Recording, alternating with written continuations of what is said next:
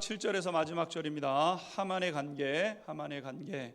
에스더 7번째 시간인데요.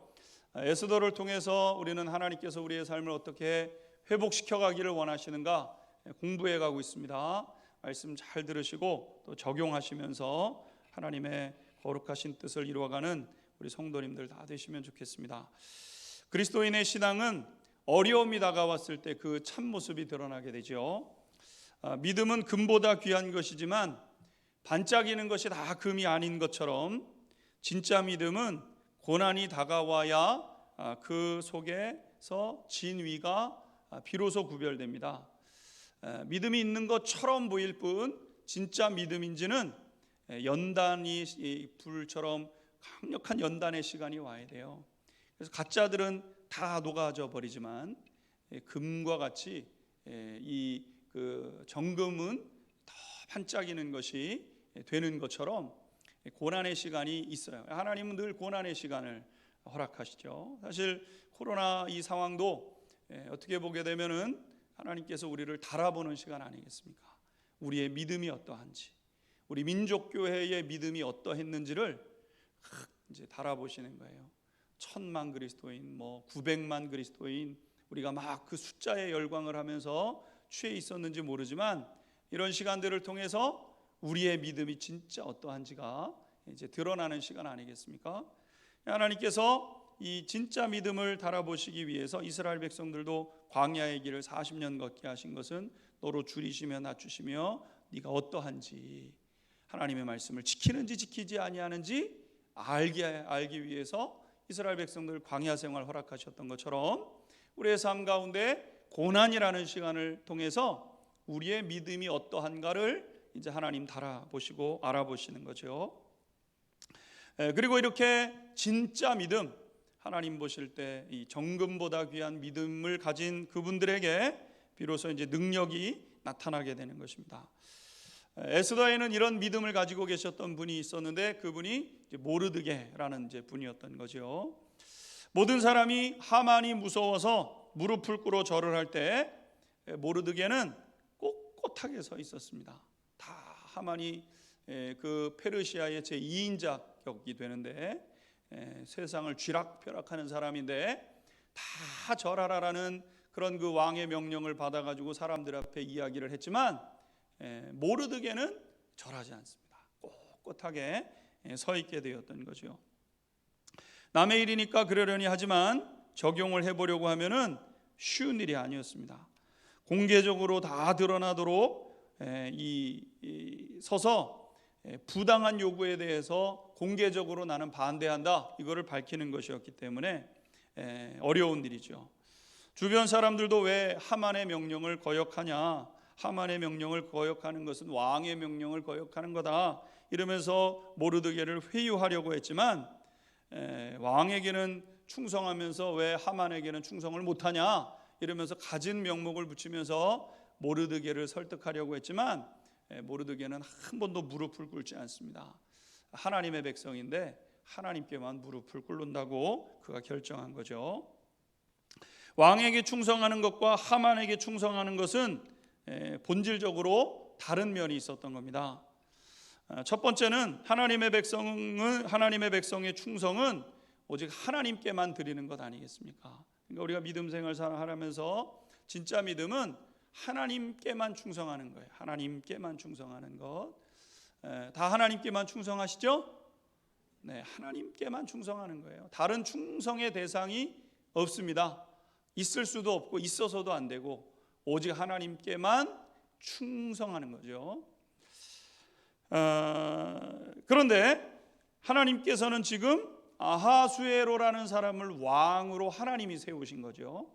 그러니까 모르드게는 그러한 하나님의 섭리 속에 충성하는 겁니다. 섭리 속에 충성. 그러니까 섭리 속에 충성을 배워야 되는 거고.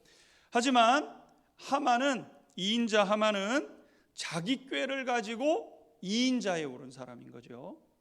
그러니까 하나님이 임명한 질서, 하나님의 법칙과 질서에 따라서 하나님이 아하수에로 왕을 그때 하나님이 쓰시려고 거기에 두신 거예요. 그러니까 아하수에로 왕에게는 충성을 해요. 근데 하만은 자기 꾀를 가지고 자기의 아주 계략을 가지고 2인자까지 올랐어요. 그러니까 그 사람은 충성의 대상이 될 수가 없게 되었던 것이죠. 두 번째, 하만은 그 행동 자체가 반신앙적이고 악했습니다. 그래서 충성의 대상이 아니라 대적의 대상이 되었던 거죠. 모르드게는 이 반신앙적인 사람에게 충성할 수 없어요. 악한 사람에게 충성할 수 없어요. 그래서 이 하만을 대적하게 되었던 것이죠. 그런 사람에게 충성한다는 것은 나 역시 불신앙적인 일을 행하는 사람이고 악한 일에 참여한다는 뜻이었기 때문에 거기에 충성하지 않습니다. 하만은 이러한 모르드게의 모습을 견딜 수가 없다 그랬습니다. 아니, 저 문이나 지키는 졸 중에 저 말단 공무원인데, 말단 공무원 주제에 지금으로 하면은 국무총리급 되는 것 아니겠습니까?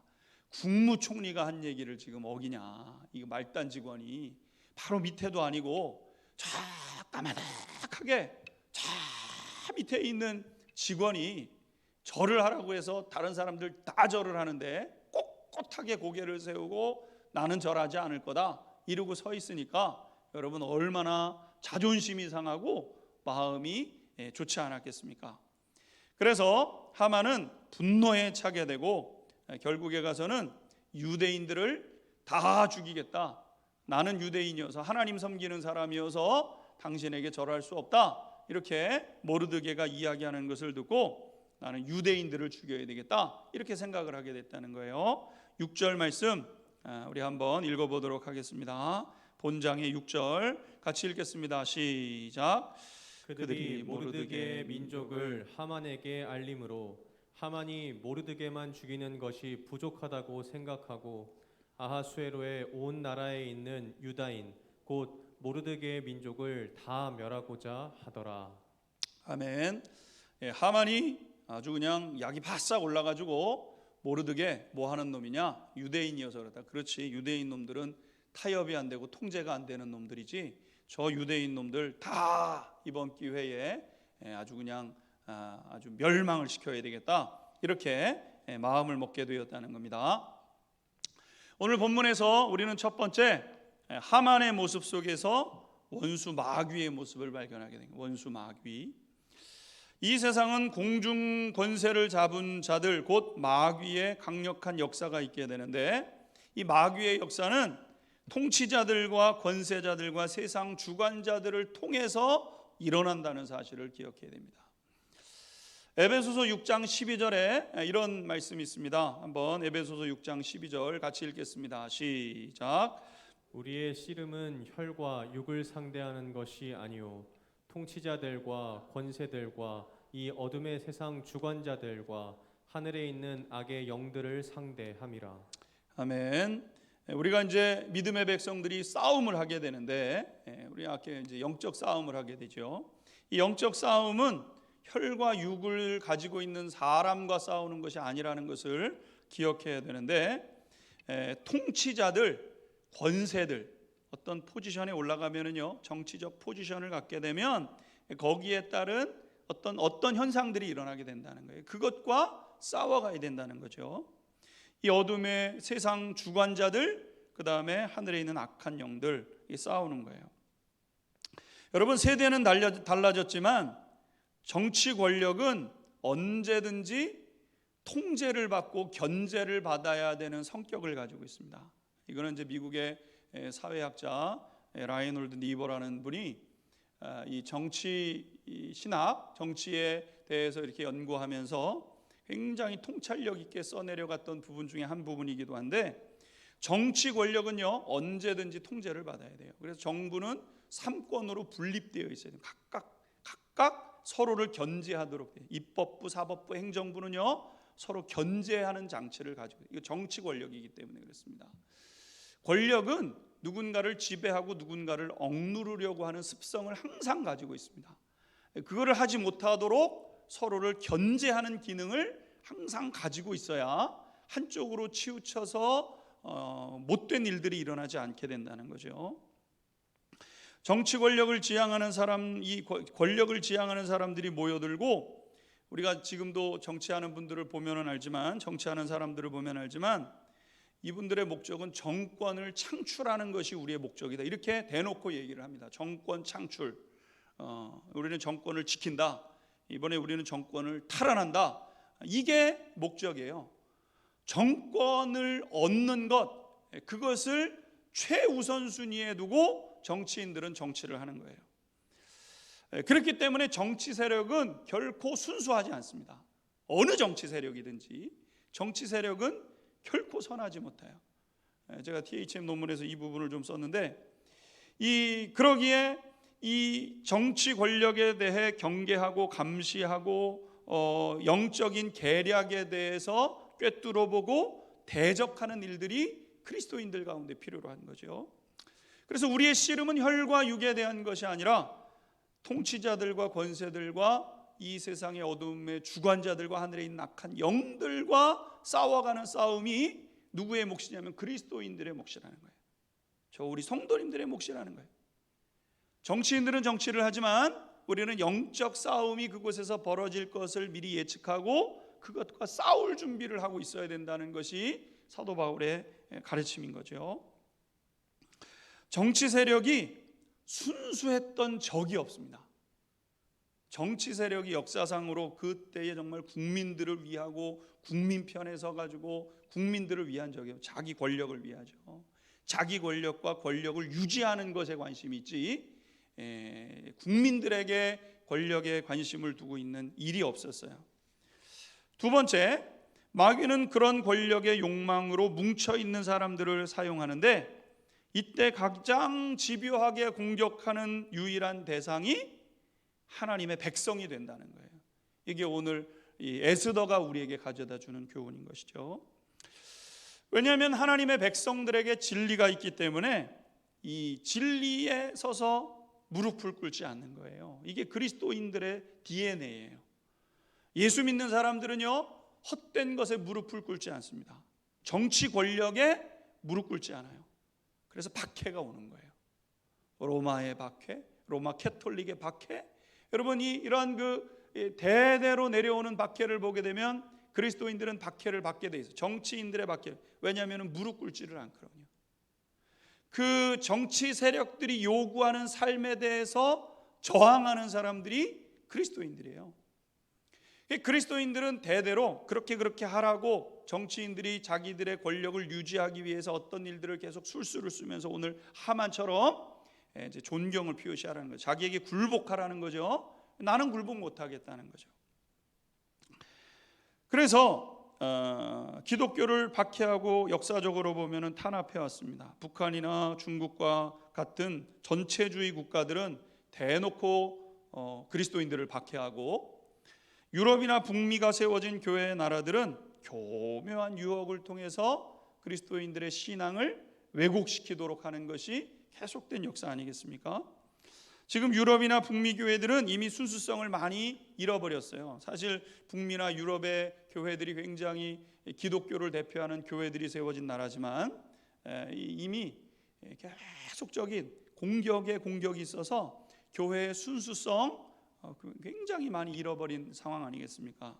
이제 성탄절이 다가오는데 성탄절을 크리스마스라고 하지 않습니다. 그냥 홀리데이라고 얘기해요. 그냥 캐나다에서도 있어 보면은요, 그날은 노는 날이지 예수님의 탄생을 축하하는 날이 아니에요. 이미 그렇게 법을 바꾸고 사회적 분위기를 바꾼 지가 오래됐습니다. 얼마 전에 제가 어떤 분의 얘기를 들었더니 좀 있으면 이제 크리스마스 이 크리스마스 트리를 세우게 되는데, 정부에서 크리스마스 트리에다가 십자가 세우지 말아라. 십자가는 종교적 색채가 있기 때문에 종교적 색채를 띠고 그런 거를 하면은 안 된다. 그러면서 얘기를 해왔다는 거예요. 아니, 크리스마스가 예수님 나신 날을 기억하는 날인데 종교적 색채를 안 띠면 어떻게 하라고 지금 그거를 이야기를 합니까? 그런데 그런 사회로 바뀌어져 가는 거죠. 특정 종교의 이름을 연상시킨다고 그런 말 쓰지 말라고 합니다. 미국에서는 공공장소에서 목사들이 기도를 하죠. 왜냐하면 기독교 국가니까. 성경 대통령이 선서를 할 때도 성경에 손을 얹고 기도하는 자타가 공인하는 기독교 국가이기 때문에 목사들이 기도하면서 개회가 이루어지고 축복하는 그런 순서가 있는데, 목사들이 공공적인 장소에서 기도를 할 때 예수님의 이름으로 기도를 못하는 민족이 됐어요. 북미 국가들, 북미나 유럽의 그런 그 교회들의 목사들이 그렇게 하고 있지 않습니까? 종교의 이름으로 기도하고 다양한 신들의 이름으로 기도합니다. 이렇게 기도를 해요, 목사들이. 여러분, 왜 이런 일들이 벌어지는가? 화해와 평등의 문제를 내세워서 다른 종교에 불쾌감을 주는 종교적 색채들을 다 빼자. 무슬림들이 왜 니네 기독교 자꾸 기독교만 그러냐? 우리가 다양한 사회고 평등한 사회인데 종교적 색채 빼자. 그러니까 그거 빼려고 그 사람들에게 시비 안 걸리려고 그렇게 이야기를 하는 거예요. 진리에 대해서 얘기하지 못하고요, 목사들이 예수님의 이름으로 기도하지 못하는 그러한 시대가 된 것 아니겠습니까? 그런 이유로요, 전도도 금지되어 있습니다. 전도도. 이것이 기독교 국가들, 곧 유럽이나 북미 국가들만의 이야기가 아니죠. 우리나라 역시 정치, 사회, 문화 곳곳에서 교회만 유별나다고 하면서 교회가 공격 대상이 되고 있지 않습니까? 교회가 공격 대상이 되고 있어요. 물론 우리 민족교회 안에 여러 가지 문제점들이 있습니다. 그거 위해서 우리가 기도하기는 해요. 기도하기는 해야 됩니다. 교회 내의 문제, 우리 민족교회의 문제, 물질주의에 타협하고 있는 교회의 문제들, 실용주의를 따라가면서 타협하고 있는 우리 민족교회를 위해서 기도해야 되죠. 그거는 굉장히 잘못된 부분인 것은 맞아요. 그런데 그런 잘못의 지적을 넘어서서 교회의 존폐를 이야기하고 교회를 몰락시켜 가려고 하는 시도와 의도들이 계속해서 벌어지고 있는 시대를 살아가고 있는 것 아니겠습니까? 그러니까 마귀는 지금도 믿음의 백성들의 믿음을 방해하고 연약한 이들을 공격해 오는 것이죠. 지금 우리가 살아가는 시대는 영적으로 많은 공격을 받는 때가 되었습니다. 우리 시대의 현 주소의 모습이죠. 특별히 믿음이 약해지는 구조 속에 있기 때문에 마귀는 이때를 놓치지 않고 엄청난 공격을 쏟아 부을 겁니다. 향후 몇 년 동안은 기독교 교회들이 마음을 단단히 하셔야 됩니다. 오늘 온라인으로 예배드리는 분들, 우리 성전에서 나와서 예배드리는 모든 분들이요, 신앙에 대해서 어느 때보다도 마음을 단단하게 하셔야 되는 때를 맞이하게 됩니다. 마귀의 가장 큰 전략은 약한 자들을 공격해서 잘라먹는 것이 마귀의 전략인데, 흔들어서 약화시켜요. 약화시킨 다음에 거기에서 흔들리는 이들을 잘라먹는 게 마귀의 전술의 가장 핵심적인 방법 중에 하나인 거죠. 그러니까 교회를 흔들어서 약화시키고, 약화돼서 교회가 뭐 이러면서 마음의 원망과 불평이 있는 사람들이 잘려나가기 시작하면서 계속 그런 작업들이 있어지게 되는 겁니다. 지금 하만이 유대인들이 약하다는 것을 알고 집중적으로 공격을 하기로 마음을 먹고 유대 민족을 멸절시켜야 되겠다, 이렇게 지금 계략을 쓰는 것 아니겠습니까? 이 당시에 페르시아의 유대인들이 400만 명 정도가 살고 있었다 그러는데, 400만 명이면 사실 페르시아에서는 그렇게 큰 민족은 아니죠. 작은 민족이에요. 왕이 없습니다. 주권을 잃어버렸어요. 포로 생활하고 있습니다. 이때가 기회인 거예요. 이때 하나님의 백성들을 멸절시켜야 되겠다, 이것이 마귀의 간계였던 것을 보지 않습니까? 마귀는 믿는 자를 향해 도둑질하고 죽이고 멸망시키려고 지금도 다가오는 거예요. 마귀의 목적은 하나예요. 믿는 자들을 도둑질하고, 믿는 자들을 향해서 도둑질하고 죽이고 멸망시키는 거예요. 요한복음 10장 10절에 예수님께서 하셨던 말씀, 마귀가 있다. 마귀는 뭐 하는 존재냐? 믿는 자들을 향해서 도둑질하는 존재다, 죽이는 존재다, 멸망시키는 존재다, 예수님께서 우리에게 말씀해 주셨어요. 우리는 마귀가 그렇게 우리에게 다가오고 있다는 사실들에 대해서 우리 주변의 환경들을 살피면서 마음속으로 깨닫고 깨어있는 하나님의 백성으로 서야 될 줄로 믿습니다. 오늘 마지막으로 한 가지 보게 되면, 그러나 그 속에서 하나님의 보호하심의 손길이 있다는 거예요. 우리가 이 하나님의 손길을 바라볼 때 우리가 지켜가야 될 구원, 회복시켜야 될 삶이 있게 되는 것이죠. 하만이 유대인들을 멸망시키기 위해서 준비에 박차를 가합니다.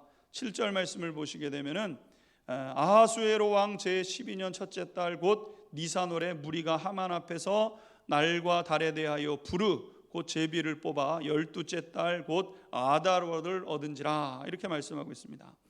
하만은 미신 숭배자였기 때문에 신년이 되니까 운세를 보게 됩니다. 그리고 유대인들을 언제 멸망을 시켜야 될지 이제 점괘를 통해서 날짜를 잡게 되는데, 이때가 언제로 나왔냐면은 아달월로 나왔다는 겁니다. 아달월은 이제 12월을 아달월이라고 이제 얘기를 하게 되는데, 하만이 유대인들을 그렇게 죽이려고 마음에 이제 결정을 하고 이번 기회에 유대인들 400만 다 죽여야 되겠다 계략을 다 짰어요. 유대인인 거를 드러내고 있다, 살펴보고 있다가 유대인이면은 날 한 날을 정해가지고 그 날은 유대인들은 죽여도 살인죄가 되지를 않는 거예요. 이게 법으로 그렇게 제정을 해요. 그 사람을 죽여서 그 사람 내 집에 있는 거를 다 뺏어와도 그날은 법에 저촉이 되지를 않아요. 그런 법을 만들어 놨어요. 그리고 그 날이 언제인가? 12월에 한 날로 딱 날짜를 정해놓고 이제 그 날을 이제 준비하게 되었던 거죠. 근데 놀라운 사실은 뭐냐면은 제비를 뽑았는데 1월 달에 신년 운세로 제비를 뽑았는데 그 날이 12월에 돼야 된다고 점괘로 나오게 되었다는 거죠. 그러니까 11개월 동안 이 일이 하만 쪽에서는 준비되는 것이고, 유대인들 입장에서는 이제 기도하면서 그 날을 피해가는 방법들을 찾는 그러한 이제 기회가 되게 된 겁니다. 하나님의 백성에게 있어서는 은혜가 된 거죠. 또 한 가지 우리가 이 부분에서 살펴보게 되는 것은 하나님의 백성들에게는 점괘가 소용이 없었다는 거죠. 여러분, 하만이 점을 뽑았는데 1월 달부터 1, 2, 3, 4, 5, 6, 7, 8, 9, 10, 11, 12까지 있는데 점괘를 뽑았는데 맨 마지막 달을 뽑았잖아요. 여러분 얼마나 많습니까? 1월에서부터. 근데 그 중에 맨 마지막 달을 하나 뽑음으로 인해 가지고 이 점괘라는 것이 그들에게 유리하게 나오지 않게 되었다는 거예요. 여러분, 점이나 운세 같은 것들 재미로라도 보지 않게 되기를 주님의 이름으로 축원합니다. 할렐루야. 여러분, 어떤 분들은 연말 되면은 재미 삼아 보겠다고 하는 분들이 계세요. 재미 삼아라도 보시면은 안 돼요. 알려드렸어요. 복채 저한테 갖다 주세요. 제가 오늘 이거 알려드렸으니까. 여러분, 재미라도 보시면은 안 돼요. 이거는 귀신의 역사를 가볍게 여기시면은 안 됩니다. 귀신의 역사 가볍지 않습니다. 귀신의 역사는 사람보다 강해요. 귀신의 역사가 있습니다. 현대과학 21세기를 살아가면서 2021년을 살아가는 사람이 무슨 귀신의 역사냐? 아니요, 귀신의 역사 있습니다. 하나님의 역사가 있는 것처럼 귀신의 역사도 있는 거예요. 근데 귀신에게 왜 자꾸 문을 열어주고 귀신에게 역사할 수 있는 기회를 주십니까? 그러시면은 안 돼요. 어떤 분들은 권사님이 와가지고 이 점을 보는 분들이 있다고 막 그러는 분들이 있어요. 권사님 차례야? 막 이러면서 점 보라고 막 이러는 분들이 있다는데 말도 안 돼요. 여러분, 왜 귀신에게 그거는 있을 수가 없는 일이에요. 여러분, 귀신은 강력한 힘을 가지고 있어요. 그러나 귀신을 또 너무 두려워하거나 무서워할 필요가 없죠. 왜냐하면은 하나님의 손길이 더 강하기 때문인 줄로 믿습니다. 할렐루야. 하나님의 손길은 더 강하셔요. 귀신의 손길이 강하지만 하나님의 손길은 더 강하세요. 하만은 아하수에로 왕을 찾아가서 왕의 심경을 건드리면서 이제 이야기를 하게 되었다 그랬습니다. 8절에서 9절 같이 한번 읽도록 하겠습니다. 8절에서 9절입니다. 시작. 하만이 아하수에로 왕에게 아뢰되 한 민족이 왕의 나라 각 지방 백성 중에 흩어져 거하는데 그 법률이 만민의 것과 달라서 왕의 법률을 지키지 아니하오니 용납하는 것이 왕에게 무익하니이다. 왕이 옳게 여기시거든 조서를 내려 그들을 진멸하소서. 내가 은 1만 달란트를 왕의 일을 맡은 자의 손에 맡겨 왕의 금고에 드리리이다 하니. 아멘. 오늘 말씀해 보고 하만은 아하수에로 왕을 찾아가서 왕의 법을 지키지 않는 민족이 있다고 하면서 그 민족이 이제 어떤 민족인지는 밝히지를 않습니다. 왕의 명령을 지키지 않는 민족이 있습니다. 이 아주 천하공로할 그런 이 민족이 하나 있는데 이 사람들을 멸해야 됩니다. 이렇게 얘기를 합니다. 하만은 늘 그래왔던 것처럼 왕을 위하는 척하면서 자신의 이권을 챙기는 거예요. 나는 이번에 유대인들을 가지고 없애버려야 되는데 내 힘으로는 안 되니까 자기가 법을 제정할 수 없고 자기가 법을 인준할 수 없으니까 왕을 찾아가 가지고 왕에게 이야기를 하는 거예요. 왕의 명령을 듣지 않는 이런 아주 그냥 악독한 민족이 있습니다. 그거를 멸해야 되겠습니다. 멸해야지. 내 명령을 안 듣는 민족은 없어져야지. 그러면서 한다는 얘기가 그러면 그것을 할 수 있도록 1만 달란트를 드리겠습니다. 이렇게 왕에게 이야기를 합니다. 아하수에로 왕은 자신의 말을 듣지 않는 이들을 벌할 수 있고 큰 돈도 벌 수 있으니까 그래 빨리 해라. 그러면서 자기의 도장을 주고 인준할 수, 법을 이제 실천할 수 있도록 법을 제정해서 이제 실천할 수 있도록 그렇게 하게 되었다는 겁니다. 여러분, 아하수에로 입장에서는요, 자신의 말을 듣지 않는 사람을 벌할 수도 있고 큰 돈도 벌 수 있고 굉장히 좋게 느껴졌죠. 여러분, 마귀의 제안은 이와 같지 않습니까? 너무너무 좋아 보여요. 이보다 더 좋을 수 없는 것 같아요. 그러나 그게 마귀 제안이에요. 막 돈을 줄 것 같고 명예를 줄 것 같고 뭔가 되게 할 것 같고, 그러나 나중에 보게 되면 동전 한 입 주고 우리의 인생을 다 빼앗아가 버리는 이게 마귀 역사 아닙니까? 다 인기 있는 것처럼 막 사람들을 하지만 공허함과 어느 날 하면은 그냥 그 사람의 삶이 무너지게 되는 그런 일들이 있는 거예요. 이게 마귀 역사죠. 아하수에로 왕이 무식하고 무능했기 때문에 하만의 말을 듣고 결정을 하게 되었다는 겁니다. 10절 11절 읽도록 하겠습니다. 10절 11절 함께 읽겠습니다. 시작. 왕이 반지를 손에서 빼어 유다인의 대적 곧 아각 사람 함므다다의 아들 하만에게 주며 이르되 그 은을 내게 주고 그 백성도 그리하노니 너의 소견에 좋을 대로 행하라 하더라.